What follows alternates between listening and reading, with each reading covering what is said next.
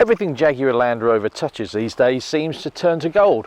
In 2017 alone, we've seen the Jaguar F-Pace win the World Car of the Year award and the new Land Rover Discovery walk off with the Auto Express Car of the Year award. So, with the new Range Rover Velar, it's got to be onto a winner, hasn't it? Well, it's available in usual flavours, petrol, diesel and this first edition fancy expensive version. So we're going to take a ride to see if Jaguar Land Rover still has that Midas touch.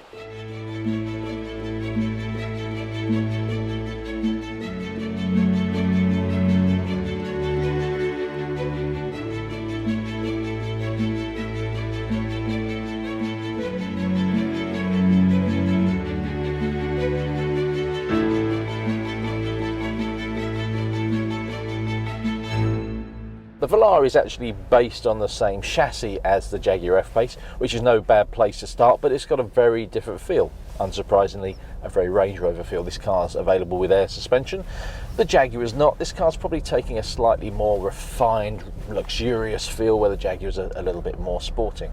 Not that this isn't a good car to drive. On the roads we've been testing the car in Norway here, slow, but reasonably quick at times. You can't go above 80 kilometers per hour here. The car does feel very quiet, very poised when you can find a corner, but most of all, very, very refined. This is a quiet car.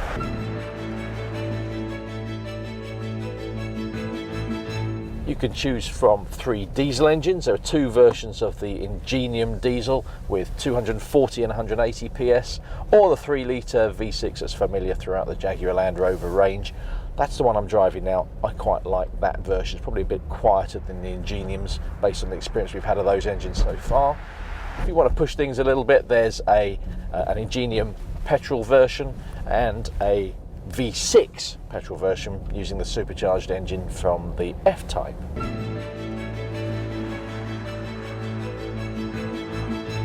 The thing I most like about this car is not how refined and relaxing it is to drive, but the sense of style you've got. There is an interior in this car like no other SUV. Now, Land Rover's design director Jerry McGovern is a big fan of minimalist design, whether that's architecture or in this case cars, and the interior here is just beautiful, with 2 10-inch touchscreens that you use for the infotainment, for the climate, and also the terrain response systems. That this is a Land Rover, so it has to be able to go off-road and it can go places where other cars can't. That's all controlled through these touchscreens, and you can get a TFT display for the driver right here in the instrument binnacle. But it's clean, it's simple, most of all it's classy.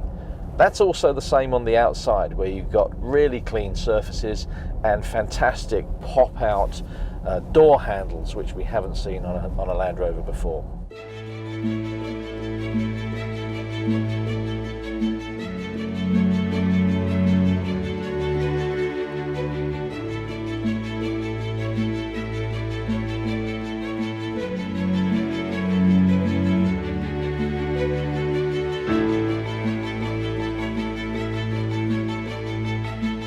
To drive, this car isn't quite as sharp as an F-Pace, you wouldn't expect it to be, but it does ride really nicely. It's quite firm, but then when you hit a pothole you realise actually the damping on this car is quite good. It's very comfortable and very, very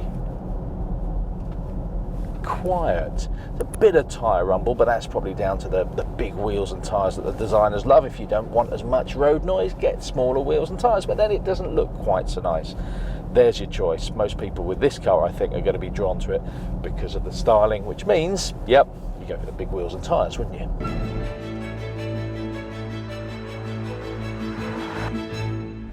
Practicality-wise, that's a bit of a mixed bag. Huge boot, but I'm a big guy. I've set this car up for me, about 6 foot tall, and the seat is as far back as it goes. Try and sit behind me, it's actually a little bit tight. So if you're going to carry kids in the back, think carefully about it. Make sure you can get your child seats in, or if you've got older children, make sure they're happy to sit behind you, because the space isn't as good as in the Range Rover Sport. More expensive, bigger car, but you may want to trade up to that if you need to carry people in the back an awful lot.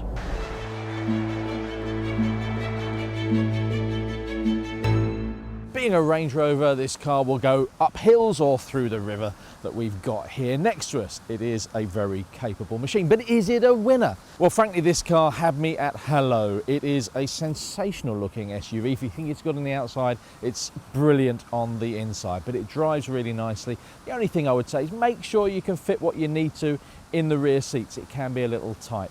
If that fits your lifestyle, then yes, this car is another worthy addition to the brilliant Range Rover family.